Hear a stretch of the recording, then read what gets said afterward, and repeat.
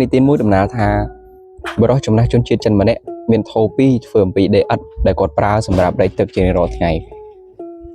ថោមួយមានសភាពប្រេះស្រាំហើយថោមួយទៀតមានលក្ខណៈល្អដែលអាចទប់ទឹកបានពេញក្នុងពេលរែកទឹកចម្ងាយឆ្ងាយពីអូរមកដល់ផ្ទះថោដែលមានស្នាមប្រេះស្រាំអាចនៅសេសសល់ទឹកតែពាក់កណ្ដាលប៉ុណ្ណោះបរិសុទ្ធចំណាស់រែកទឹកបែបនេះជារៀងរាល់ថ្ងៃរយៈពេល2ឆ្នាំដោយយកទឹកមកដល់ផ្ទះតែមួយថោកន្លះប៉ុណ្ណោះជាការពិត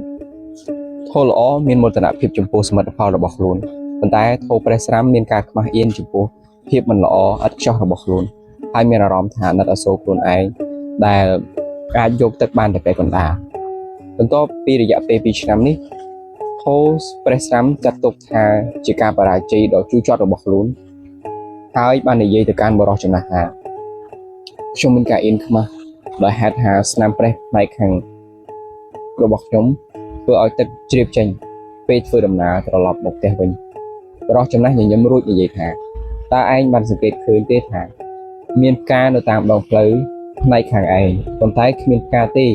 នៅតាមដងផ្លូវផ្នែកខាងធំមួយទៀតនេះក៏ព្រោះតែខ្ញុំដឹងថា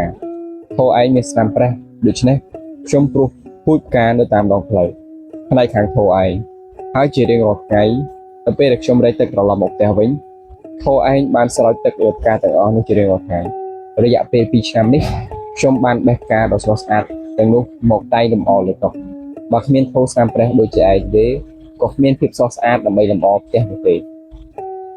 យើងម្នាក់មានចំណុចខ្វះខាតដែលឡាយពីគ្នារៀងៗខ្លួនប៉ុន្តែចំណុចខ្វះខាតទាំងអស់ដែលយើងរាល់គ្នាមាននោះហើយដែលធ្វើឲ្យជីវិតយើងទាំងអស់គ្នារស់នៅជុំគ្នាគួរឲ្យចាប់អារម្មណ៍និងរីកចម្រើនបែបនេះអ្នកត្រូវតែទទួលយកមនុស្សម្នាក់ក្នុងនាមគេជាខ្លួនគេហើយស្វែងរកចំណុចល្អដែលគេទាំងនោះមានដូច្នេះ